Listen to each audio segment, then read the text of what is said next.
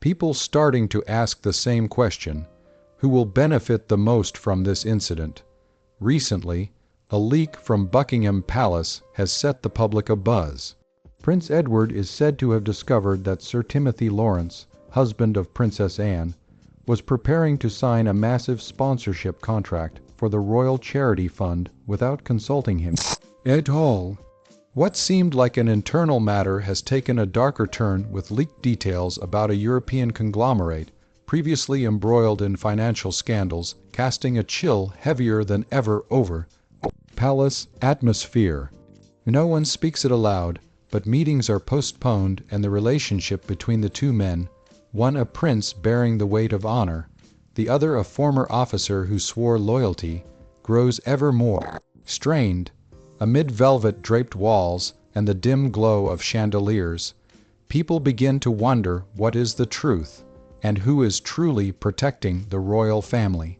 Deep within Buckingham Palace, where cold marble corridors reflect the dazzling light of crystal chandeliers, Prince Edward sat silently at his ancient oak desk.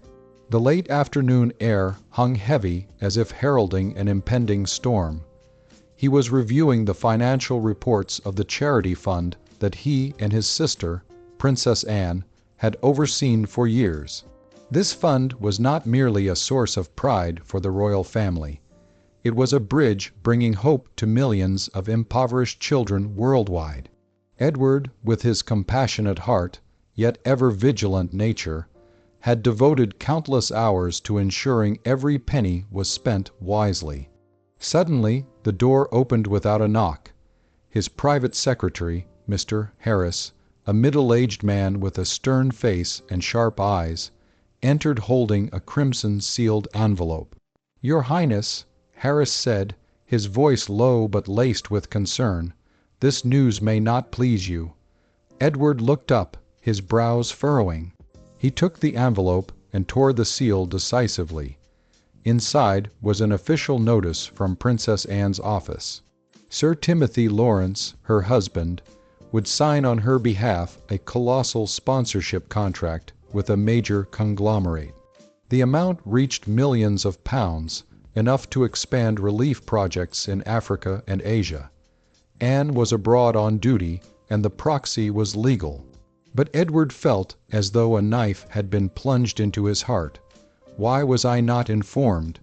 Edward rose abruptly, his voice echoing through the vast room, his face flushed red, his usually gentle blue eyes now blazing with fury. This was their shared fund, their spiritual child. Anne and he had built it together from the early days when the royal family still grappled with public criticism. How could Timothy, an outsider, even as his sister's husband, act unilaterally without consulting him? Harris hesitated, then lowered his voice. "Your Highness, I've checked thoroughly. Sir Timothy received a direct proxy from Princess Anne. But there is something else you should know. The sponsoring conglomerate Eurogue Global Holdings has been implicated in money-laundering allegations in Europe. Interpol reports indicate their chairman, Mr. Victor Kleen, was investigated for dubious transfers through Swiss banks. No convictions, but enough to raise suspicions. Edward felt blood rushed to his head. Foul play. Something was clearly amiss. He recalled Anne's stories about Timothy, the calm man, a former naval officer, always proud of his loyalty to the crown. But now this action felt like betrayal. Was Timothy exploiting Anne's absence to seize control, or worse, had he been bought by dirty money? "Prepare the car," Edward commanded, his voice cold as ice. "I will confront Timothy directly. At once this cannot slide without clarification." Harris nodded, but worry gleamed in his eyes. Edward strode into the corridor, his leather shoes echoing like war drums. He did not know that this decision would unleash a chain of events shaking the entire royal family. Rage boiled in his chest, mingled with the pain of betrayal. Anne, his sister, did she know? Or was she being deceived as well? The sleek black car glided through London's bustling streets, but Edward saw nothing but the encroaching darkness. He clenched his fists, determined to uncover the truth before the contract was signed. This was not just about money. It was the honor of the British royal family, something he vowed to protect at all costs. The private drawing room at St. James's Palace had never witnessed such tension. Portraits of ancient kings hung on the walls as if gazing down upon the clash between two men representing the crown. Prince Edward entered first, his face still flushed from unresolved anger. His navy suit hugged his tall frame, but his shoulders slumped slightly under the pressure. Sir Timothy Lawrence was already waiting, seated at a polished mahogany tea table, holding a delicate white porcelain cup adorned with English rose motifs. He wore a charcoal suit, his silver hair neatly combed, but his brown eyes betrayed weariness. "Hello, brother." Timothy stood to greet, his voice calm yet distant. He maintained protocol, but his grip on the table edge revealed unease. "I assume this meeting is not to congratulate the upcoming contract." Edward did not sit immediately. He stood tall and authoritative, his usually gentle blue eyes flashing with fire. The sharp click of his leather shoes echoed on the wooden floor as he approached. "Timothy, explain yourself." His voice thundered like thunder. "Why are you signing on Anne's behalf without informing me? This is our joint fund. My sister and I built it over years. What right do you have to act alone?" Timothy set down his cup, the clink against wood, sharp and dry. He met Edward's gaze unflinchingly. "Timothy, my wife is on duty in Africa and has clearly proxied me. This is a legal procedure. Do you doubt it, or fear that Anne and I will take full control, sidelining you?" Those words struck Edward like a dagger to the heart. Blood surged to his face, his heart pounding. Memories flooded back. The siblings planning the fund side by side, dreaming of helping poor children. Now his sister's husband has accused him of jealousy. "Fear, I fear for the royal family's honor." Edward nearly shouted, his voice trembling. He stepped closer. "Euroglobal Holdings has been linked to money laundering via Switzerland, dubious transfers across Europe. Victor Clean is under Interpol watch. I demand the signing be postponed immediately until the funds are verified clean." Timothy smirked coldly. He rose abruptly, his height matching Edward's. "Fabrications. You're inventing excuses to interfere. I've checked thoroughly. No evidence. This is a ploy for control. Anne trusts me, and King Charles does too. Who are you to order a halt?" The room's atmosphere turned scorching. Edward felt wounded pain spread. Not just anger, but profound disappointment. Timothy, with his naval officer past, always prided himself on loyalty. But now he saw Edward as an obstacle. "Betrayal," Edward whispered, his voice low but vibrating, fists clenched. "You're betraying trust. If the contract is tainted, the consequences fall on us all." Timothy's face re-ended. He lightly pounded the table. "You're the betrayer, always suspicious, always controlling. Anne told me about you, jealous of her freedom. This is my chance to prove my worth." The two men faced off across the tea table. The gap between them a chasm.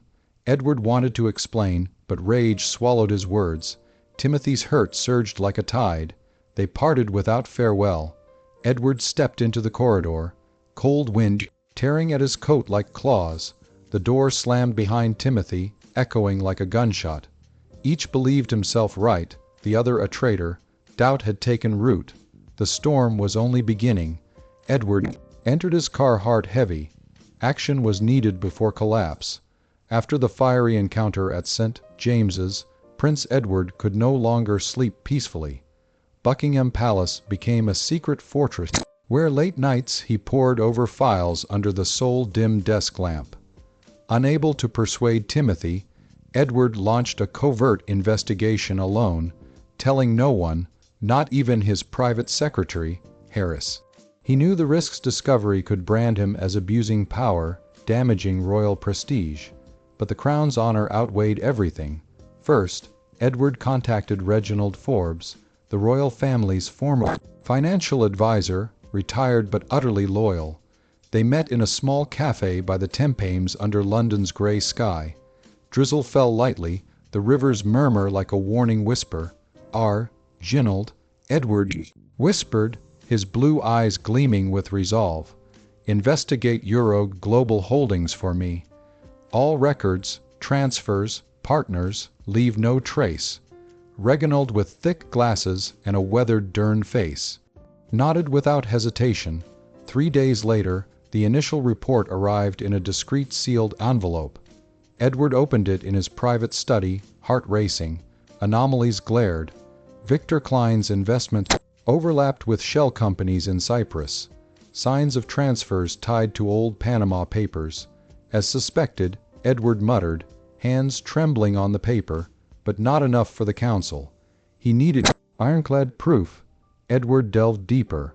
With discreet help from a former MI6 hacker who owed him a favor from a past leak, he accessed Euro Global's public systems. The computer screen flickered in the dark, code lines dancing, a shock. The sponsorship contract bore a strange digital signature, dates mismatched with internal minutes. A leaked email mentioned 5% commission to intermediary. Edward reeled as if doused with ice water. Clear foul play, he whispered, sweat beading on his temples. No more waiting. The next morning, Edward convened an emergency royal council in the green room where the monarchy's most critical decisions had been made. Elderly conservative members sat around the long oak table, faces grave. Edward presented preliminary evidence, voice steady yet emotional. Halt the signing immediately. Launch urgent legal audits. This is not just money. It is the honor of the British royal family. We swear to protect it at all costs. The council fell silent. Lord Harrington, chairman, frowned. Sir Timothy, these are grave accusations. If wrong, the consequences. Edward met his gaze, but if right, the fallout is greater. Dirty money would tarnish the charity, harming the children we protect. Finally, a discreet halt order was issued with legal audit demands. News spread internally like wildfire. Sir Timothy received the official email in his private office at Clarence House. He slammed his fist on the desk, face twisted in rage and hurt. Conspiracy, Timothy growled, eyes red. He misunderstood completely. Edward was sabotaging his reputation, aiming to oust him from the fund for sole control. Timothy loved Anne deeply, always striving to prove himself worthy of the royal family. Now Edward's actions felt like a slap. Betray.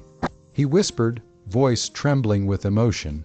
He resolved to counterattack, unaware that both were falling into a larger trap. Edward in the palace received a late-night video call from Anne. Screen flickered. His sister's weary face appeared from Africa. Edward, what's happening? Timothy says you demanded a halt. Anne's voice mixed worry and doubt.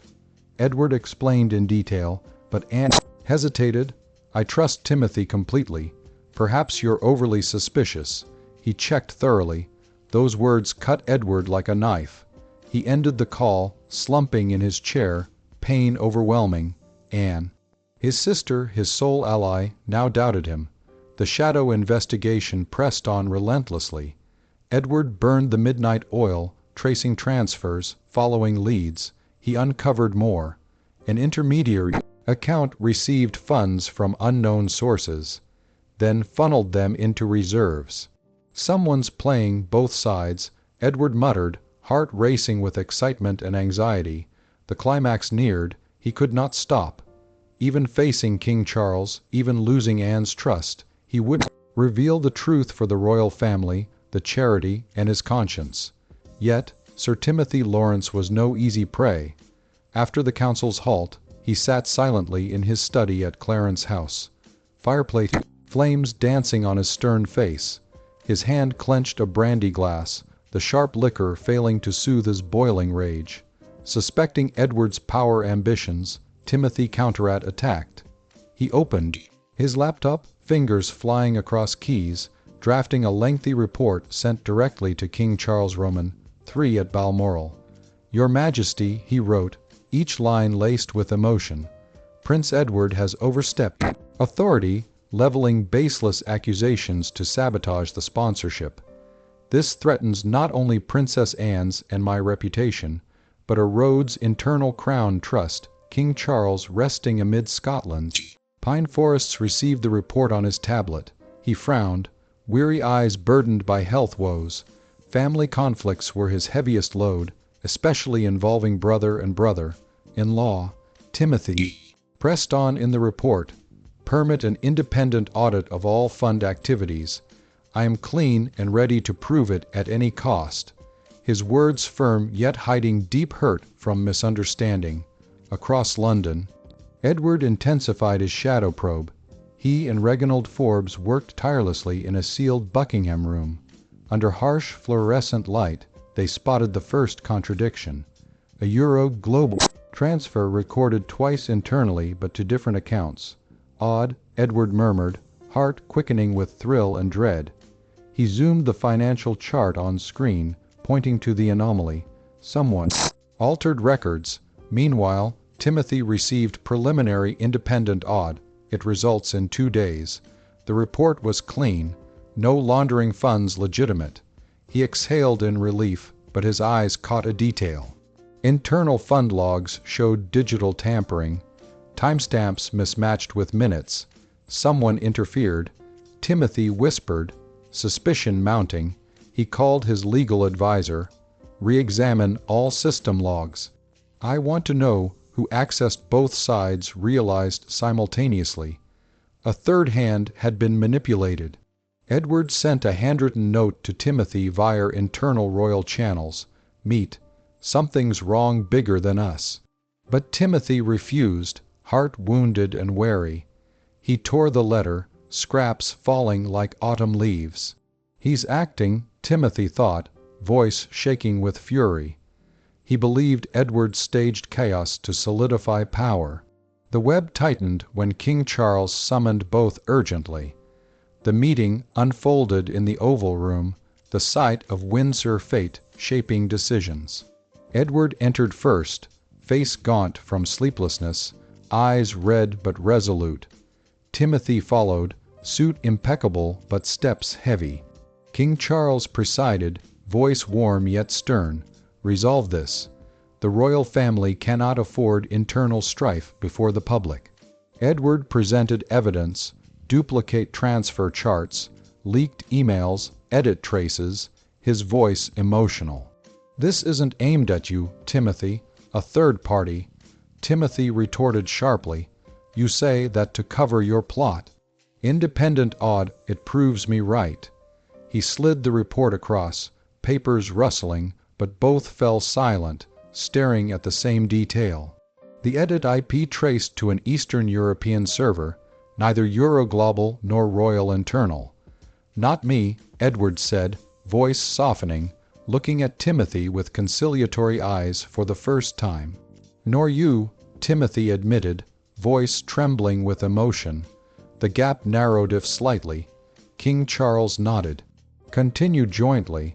This is Crown security. They left in silence, and hostility eased.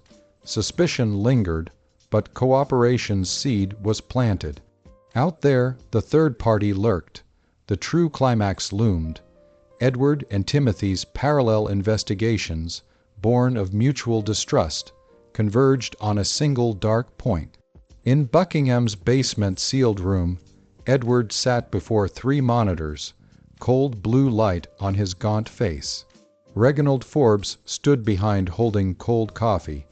They traced funds through offshore banks, Cayman to Liechtenstein, halting at a shell named Apex International. Here, Edward whispered, finger on duplicate transfer. Apex forged Euro global docs, inserted commissions to taint the deal. Simultaneously, at Clarence House, Timothy received a 200-page independent audit. He flipped pages under an antique lamp, eyes narrowed in fatigue. A leaked internal email surfaced spoofed from Edward's office, demanding accelerate transfers with a forged signature. Timothy reeled, hands shaking as he set the file on the oak. They spread lies, he muttered, voice. Memories of the fiery clash resurfaced, accusations, hostile glares, like a tragedy scripted by a third party.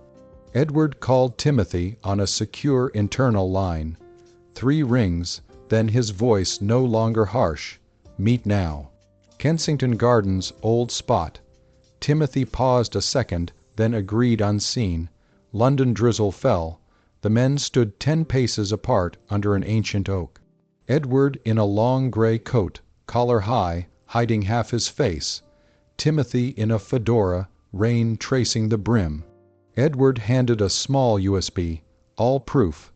Apex International, run by Elias Thorne, bribed intermediaries to insert fakes. Goal: destroy Euroglobal C's exclusive royal partnership. I'm sorry for doubting you. Timothy took the USB. Cold fingers brushing, his voice growly, me too. Fake emails, signatures, Bucharest IP. They wanted us to tear each other apart. For the first time in weeks, they met eyes without rage, only painful realization. Both victims unwittingly following the third party's script. They returned to Buckingham, steps synchronized on wet gravel. In the sealed meeting room, Reginald Forbes and Timothy's legal advisor, Ilanor Gray, waited. 4 spread files on a long table, transfer charts, spoofed emails, and edited call logs. Elias Thorne, Russian, born billionaire with a UK passport, emerged clear. He lost a royal bid last year nursing a grudge. Apex spent £7 million bribing a mid-level Euroglobal employee to forge documents. We played his game, Timothy said, voice trembling. He recalled slamming the desk. Anne's hurt eyes on the Africa call. Edward placed his hand on Timothy's shoulder first. After the hostility, but now we fix it. Together, they planned through the night. Edward contacted my Vire, an old channel. Timothy activated a former naval intelligence network to track Thorne. Within 48 hours, physical proof, a 500 euro 0 LB cash briefcase to the intermediary at the Savoy. Security cams capturing the face. Financial police raided Apex Canary Wharf at 5:00 a.m. Elias Thorne cuffed at the desk, face ashen, seeing an arrest for fraud and unauthorized royal interference. News sealed internally, but undercurrents spread. Euroglobal sent a formal apology for the misunderstanding and proposed resigning with transparency clauses, and flew back from Africa immediately. She entered Clarence House family room, hugging Timothy first, then Edward. I was wrong to doubt you, she whispered, tears falling. Edward gripped his sister's hand, emotions surging like a tide. Misunderstandings, sleepless nights, harsh words dissolved in family embrace. But the story continued from detention. Thorne's lawyer contacted a full confession for leniency. In a 40-page statement, Thorne revealed that Apex targeted beyond Euroglobal long-term infiltration of royal charities for Eastern European illicit laundering. Edward rayed under a desk lamp, hands shaking. This is the tip, he told Timothy by phone. The depths run deeper. They expanded the probe. Edward liaised with Interpol. Timothy Naval Intel. A small task force was formed in the shadows. Nights tracked flows, Bucharest to Dubai, Dubai to the Virgin Islands. Each finds a puzzle piece. Apex tool for shadowy European finance group tied to politicians. Meanwhile, Euroglobal resigned on a golden autumn morning. Ceremony discreet in green room. Edward Timothy and conglomerate rep. Victor Clean bowed an apology for missing the traitor employee sooner. We add £1 million compensation, he said. Edward smiled, shaking his hand. No doubt left, but the storm is not over. As others left, Edward detained Timothy. One more, a low voice. Thorne says, internal royal leaked to Apex. Timothy stiffened. Who? Edward shook his head. Unknown, but we find before next strike. They stood by the window overlooking Kensington, once a rainy confrontation site. Now sun on stern, resolute faces. Doubt turned alliance, wounds healed to strength. Truth long concealed emerged, but merely the start of a larger war in power and money's shadows. Gentle autumn sun filtered through the high stained glass windows of Buckingham's green room, where the new signing ceremony unfolded in absolute secrecy. Prince Edward stood left, navy suit impeccable, blue eyes now calm after storms. Sir Timothy Lawrence, right, charcoal suit crisp, silver hair gleaming under the chandelier. Princess Anne, fresh from Africa between her most important men, emerald dress, enhancing her innate elegance. Victor Clean, Eurog Global Chairman, bowed slightly before signing round, decisive strokes. Edward and Timothy presented full evidence to King Charles Roman III in Windsor's throne room. The king listened under flickering candle light, grave face, but proud eyes. "You nearly destroyed each other," he said warmly. "But you saved the crown's honor." Official probe concluded clearly Apex forged documents bribed with £7 million. Directors including Elias Thorne prosecuted for large-scale fraud and unauthorized royal asset interference. The case closed discreetly but shocked London finance quietly.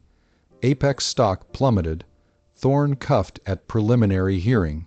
Ashen at verdict, now in green room hope-filled air. Victor Klein rose post-signing, voice trembling. Euro Global pledges total transparency. Extra £1 million for African orphans, true to the fund's spirit. Edward shook hands sincerely, his first smile in weeks. Timothy clapped Rep's shoulder, eyes exchanging deep respect with Edward. Princess Anne tilted her head, whispering, "Thank you both for protecting our shared child." She squeezed Edward's hand, then Timothy's, eyes glistening. Hurts from misunderstanding, sleepless nights, bitter words vanished in family reunion. Charity is stronger than ever. Clean funds expanding relief and scholarships. Millions of children gained books, vaccines, and hope thanks to leader resilience. But the final light was more than a contract. Post-ceremony, Edward, Timothy, and Anne stepped to a small balcony overlooking Kensington. A cool autumn breeze carried the fading scent of leaves. "We nearly lost everything," Edward said clearly. Low, Timothy nodded, "But we chose trust." Anne smiled, hands on both shoulders. Royalty is not just blood, but faith. In the following days, the Apex case was handled discreetly. Thorne was sentenced to 12 years, and assets were seized for restitution. Euroglobal published a quarterly transparency model for others. Media got brief. British royal family strengthens charity sponsorship oversight. None knew sleepless nights, fiery clashes, tears in the dark. Edward and Timothy met often, no longer cold meetings, but warm tea at Clarence House. They discussed Fund the Future, Southeast Asia expansion, vaccine research. Final light was not the end, but a new beginning. British royal family, despite tempests, stood firm through kinship, loyalty, unconcealable truth. Under a clear London sky, three walked on, bearing hope for millions of small hearts worldwide. In your opinion, when Edward and Timothy finally trust each other, is it a moment of profound growth and reconciliation, forged in the fires of mutual pain and shared victory, or a fragile compromise between two wounded souls? Share your thoughts with us in the comments section. Remember to like, share, and subscribe for more. Also click the next video showing on your screen.